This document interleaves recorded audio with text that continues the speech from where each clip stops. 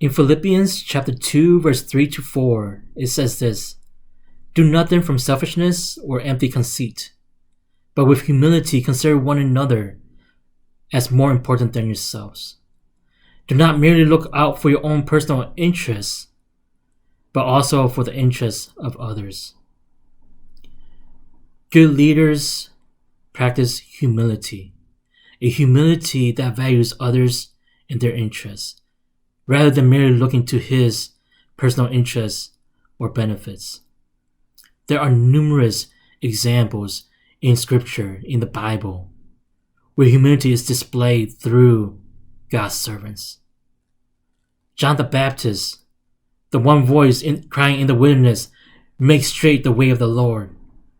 He displayed humility when his followers came to him and asked about Jesus Christ.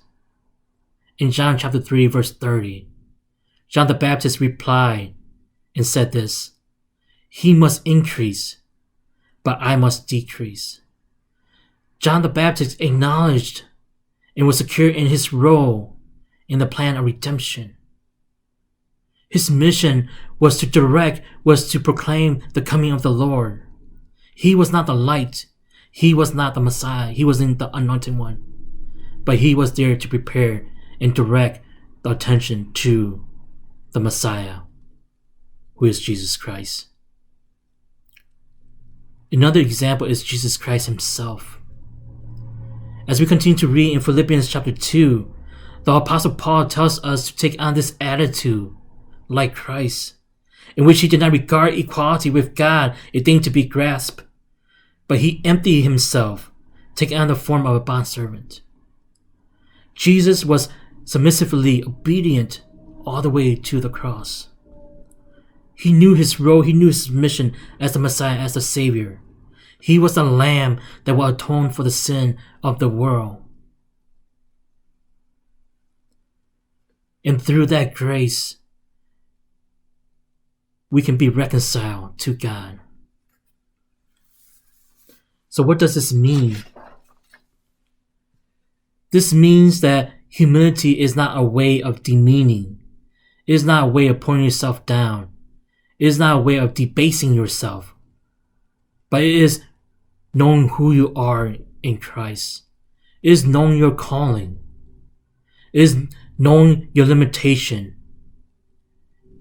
And most importantly, is knowing that you rely on the power of the Spirit, power of God.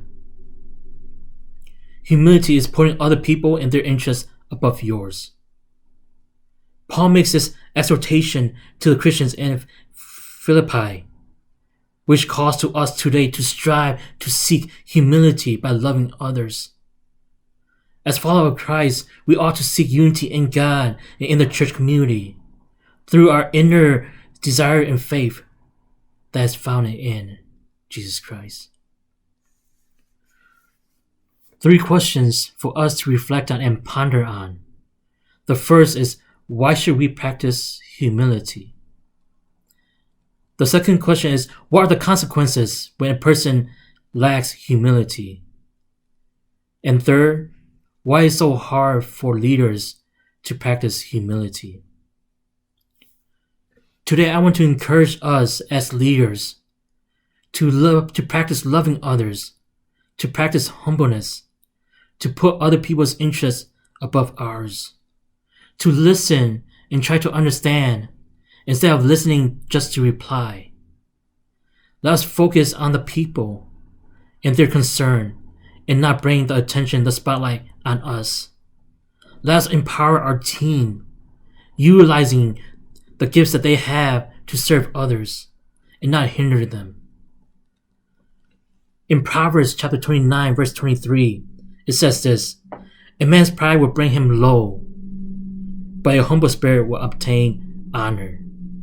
Similarly, Matthew 23:12 affirms, "Whoever exalts himself shall be humbled, and whoever humbles himself shall be exalted." So that is our prayer, that we as leaders to have a spirit of humbleness, humility, so we can learn from each other and we can work together to further the kingdom of God.